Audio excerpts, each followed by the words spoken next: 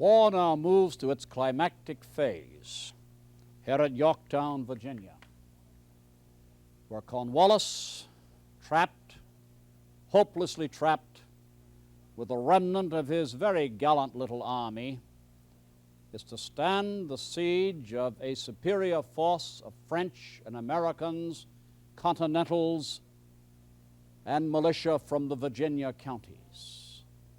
The war now moves to a climactic phase. The war is about to be finished in North America. Now let us go to Yorktown.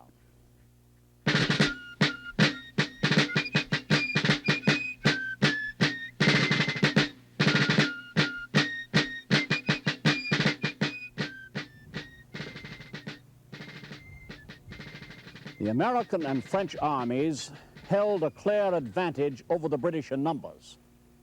Beside the big French fleet, there were 7,800 French troops engaged and 8,845 Americans, including 3,200 Virginia militia, the largest contribution to the war ever made by that state. This meant, of course, that there were more French regulars at Yorktown than there were American regulars, a fact people are inclined to forget. Lord Cornwallis's total effective force was over 7,000.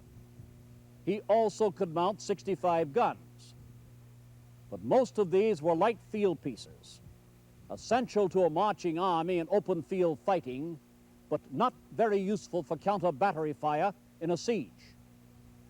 The only heavy artillery were the 18-pounder naval guns taken off the frigate Keran, which had taken refuge up the river with the sloop of war Guadeloupe and other lighter naval units when Admiral de Grasse occupied the bay.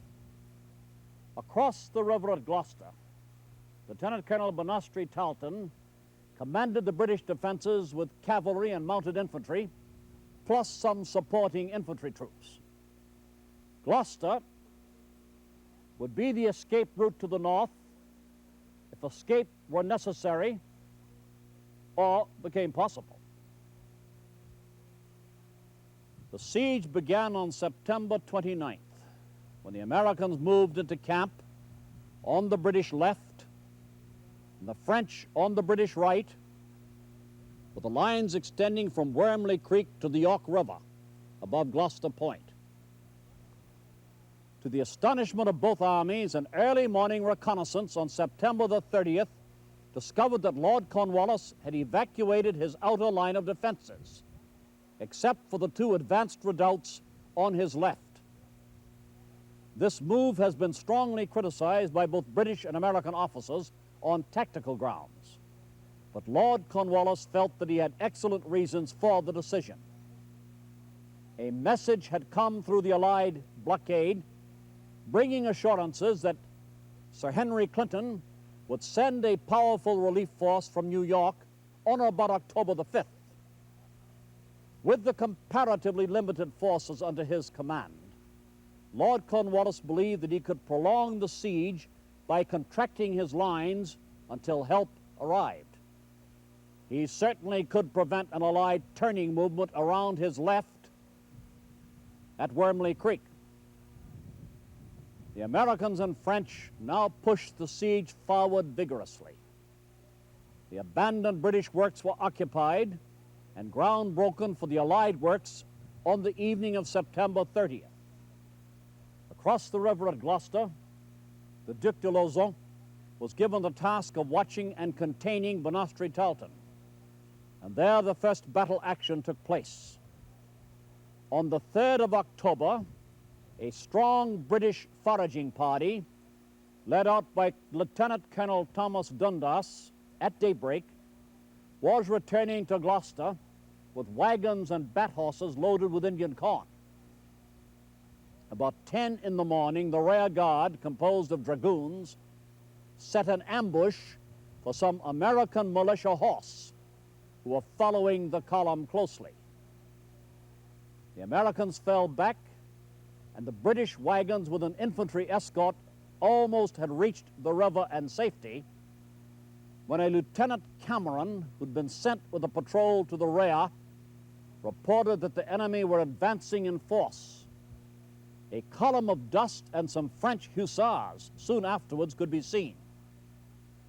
Part of Banastre Tarleton's legion, a detachment of the 17th Dragoons, and some of John Simcoe's dragoons were ordered to face about in the wood. Tarleton, meanwhile, had ridden back with Cameron's party to reconnoiter the approaching French. At this point, Brigadier General de Choisy moved down the road with supporting cavalry and infantry, where Tarleton and his dragoons were skirmishing with the French hussars and lancers, the latter called Uhlans or Uhlans. A British cavalry soldier's horse was penetrated by a French lance. It reared and careened against Tarleton's horse, and Tarleton's horse was thrown to the ground with a rider. The British cavalry rear guard, which had formed in the woods, now charged to save their leader's life. They met a cavalry just as tough as they were and could not force back the hussars. Banastre Tarleton, who'd found another horse in the melee, remounted and ordered a retreat.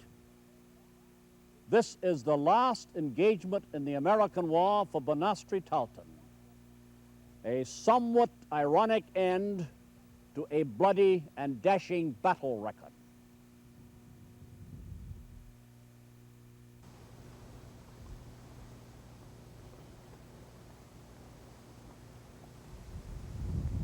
Work began on 6 redoubts and batteries in the first parallel, over here, and continued without interference by any sally from the British lines, any attack. The French completed their battery on the afternoon of the 6th, and by the morning of the 9th, the Americans began moving the artillery into the batteries, and by noon of the same day, the mortars on the Allied extreme right were in readiness. Very elegant on carriages which General Henry Knox, the American artillery expert, had invented. The French were given the honor of beginning the bombardment. And at 3 p.m. of October the 9th, fire commenced on the British positions, right behind us here and all the way around, and the advanced redoubt over here to our right, my right.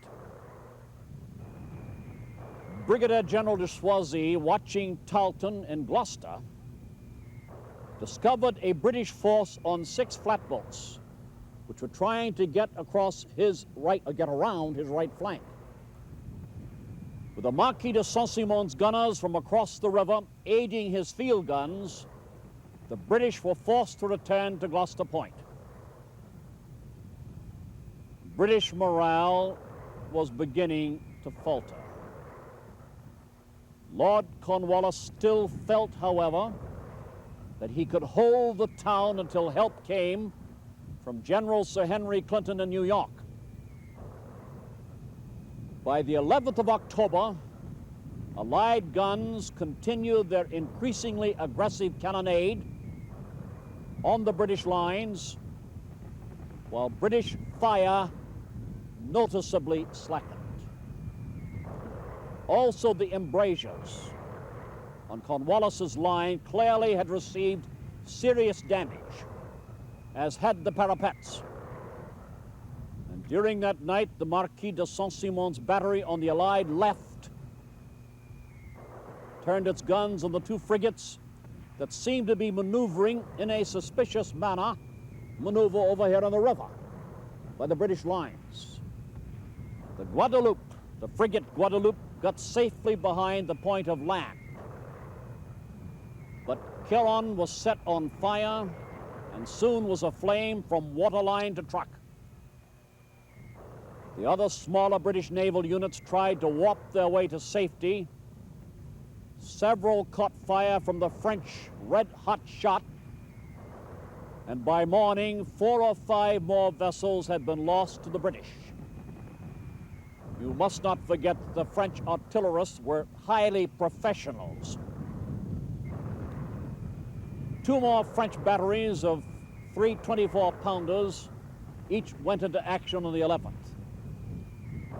And Allied command councils determined a second closer parallel must be begun at once. Now, this is standard 18th century practice. You move from your first parallel to your second, driving zigzag saps up to it. From your second, if possible, to your third. From the third, you put riflemen in, Jaegers in the British case, American rifles in our case, and maintain a heavy, accurate fire, close-range fire on the lines before the final assault with the bayonet. There were, however, the two strongly entrenched advanced British redoubts on the British extreme left,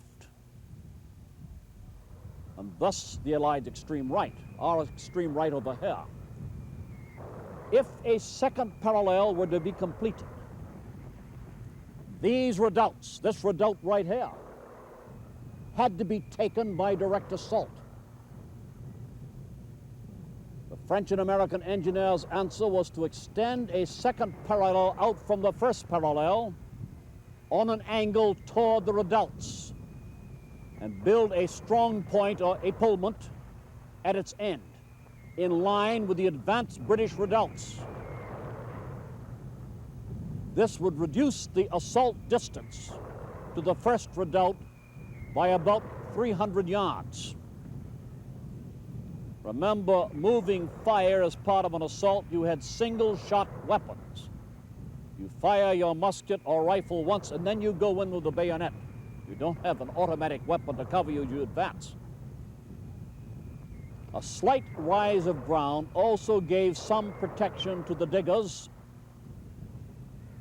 and the diggers have promptly begun work on the evening of the 11th October. The French on the left of the first parallel, from which the new line was driven, came under heavy fire, which was answered by a furious French counter-cannonade on the British lines. An American soldier wrote after the battle, "Our shot and shell went over our heads in a continual blaze the whole night." The sight was beautifully tremendous. A young soldier writing home. By the morning of the 12th, the French works were finished and the soldiers under cover. By dawn of the 14th, the epaulement, the strong point, was well underway. And the British advanced redoubts, so damaged by artillery fire, the planning for the assault went forward. Major General de Vaudeaumenil was assigned the honor of attacking with a picked French force the Nere redoubt. At his own request, Alexander Hamilton was given command of the American assault group with orders to take the redoubt by the river. The batteries ceased fire. The two forces moved forward about 7 p.m. on the evening of 15th October, covered by the growing dark. Suddenly, small arms fire began on the Allied left. The French had been discovered. Then it came on the right. Hamilton also had been discovered. He'd not achieved complete surprise. In both cases, however, the French and Americans took the assigned redoubts with the bayonet. The French captured or killed some 120 defenders. John Lawrence, the South Carolinian, swung around the rear of this redoubt, of this strong point, which Hamilton was attacking frontally.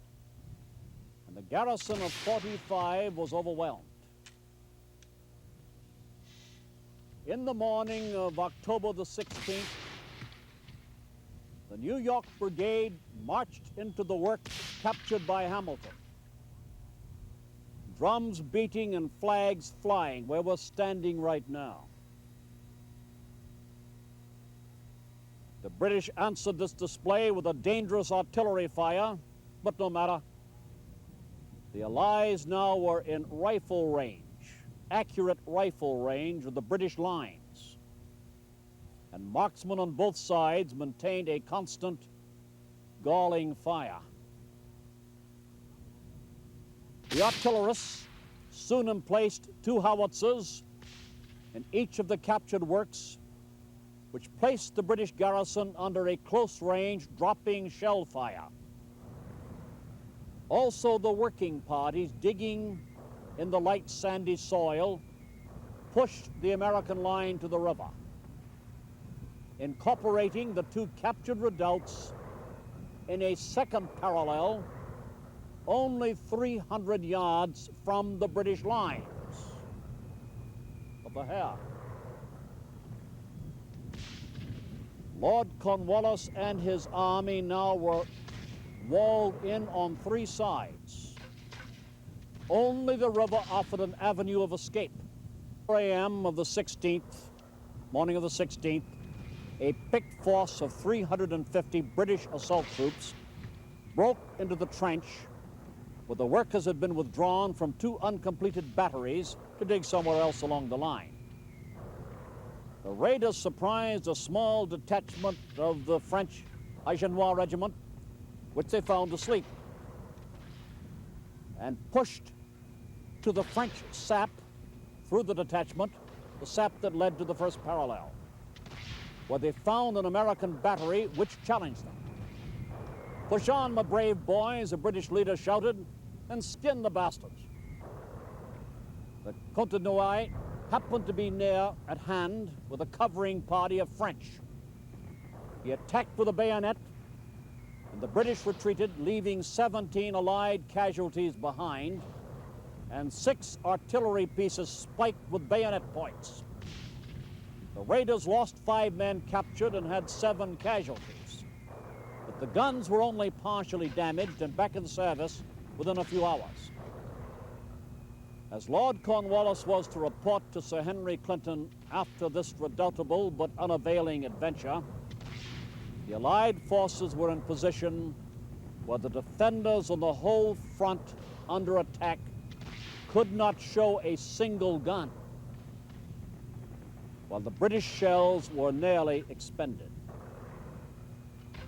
His only choice was to surrender on the next day or try to get across the York River with most of his troops, if possible.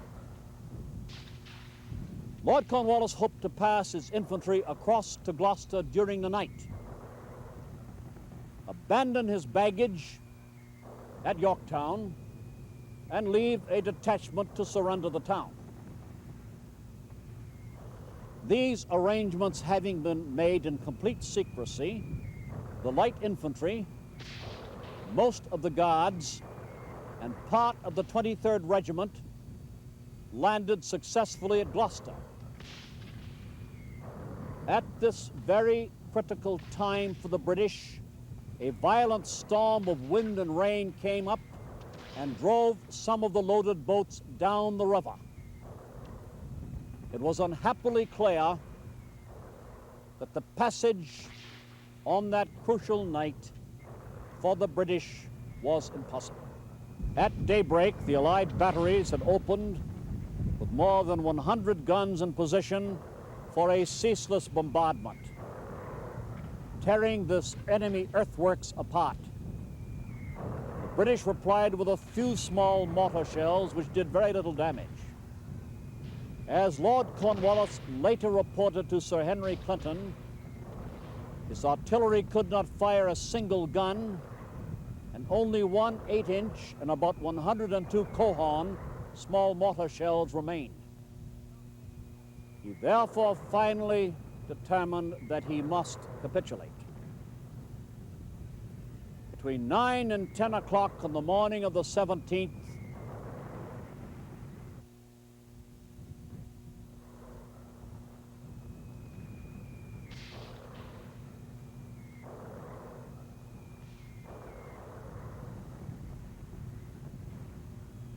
a drummer, British drummer, mounted the parapet over there, the most southerly part of the British inner line, and beat a parley. The cannon fire was so intense, the drum could not be heard. But American officers saw the drummer's red coat, and firing ceased. A British officer came out before the defenses waving a white handkerchief. American officers advanced.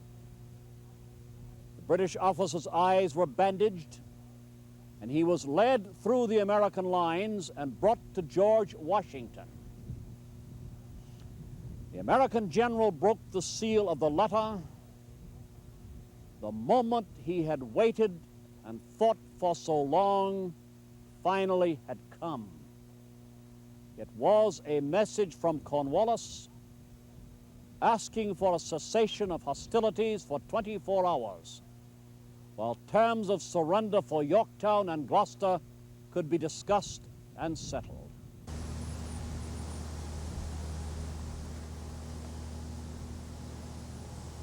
The terms were signed at the Moore House, right here.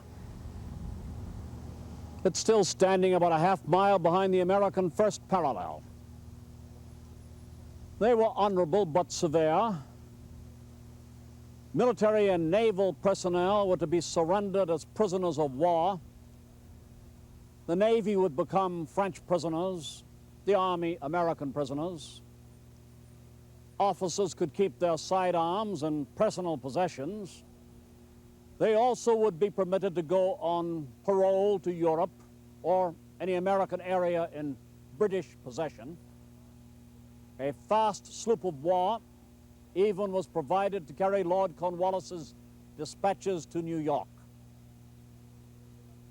The capitulation itself took place on October the 19th, 1781.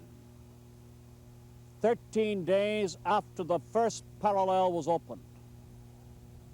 Cornwallis surrendered 7,157 soldiers, 840 seamen, and 80 camp followers. The last an interesting note on 18th century warfare.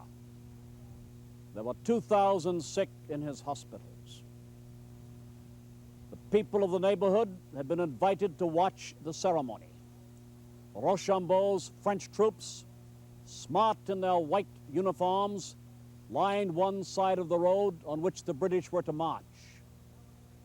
The Americans, battered and often ragged, lined the other side in two ranks. Continentals, regulars in front, militia behind. Down the York-Hampton Road came the British in their red uniforms, marching slowly to the world turned upside down. A beautifully uniformed British general, Brigadier Charles O'Hara of the Guards, with his mounted staff, rode at their head. When the British leaders reached the two groups of commanding officers, Brigadier O'Hara turned to the left and began to address the Count de Rochambeau, the French count, with perfect courtesy, pointed to Washington. Charles O'Hara turned and apologized for his mistake. He also explained that he represented Lord Cornwallis, who was not well.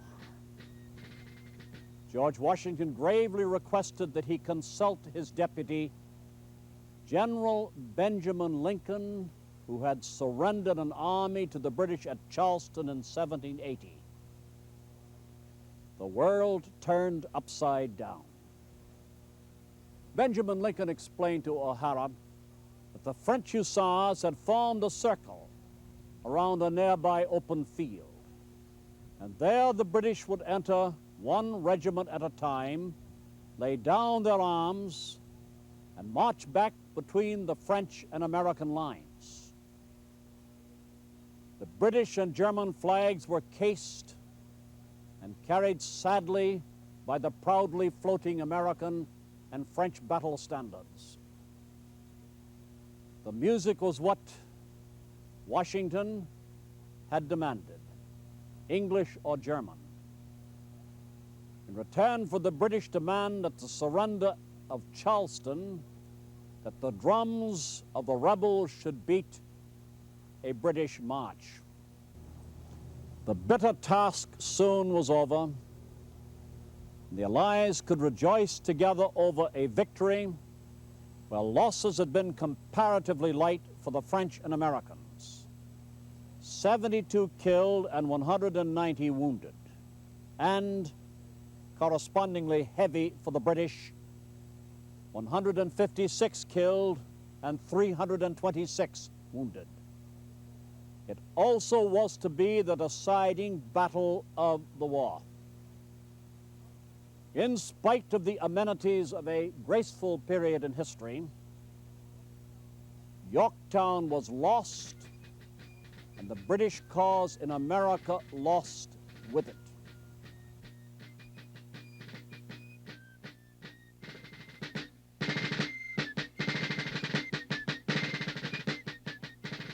Yorktown, thus, was the climactic battle of the war. Now, this did not mean that the war was over. Fighting still continued throughout the next year, not serious fighting, small operations in South Carolina, in North Carolina, up in the north along the Indian frontiers against the Cherokees. But the war actually ended at Yorktown, since the British, after Yorktown, never mount a major offensive or even a minor offensive again here in the 13 states. This is the end of the war to all intents and purposes. This is the end of the fighting.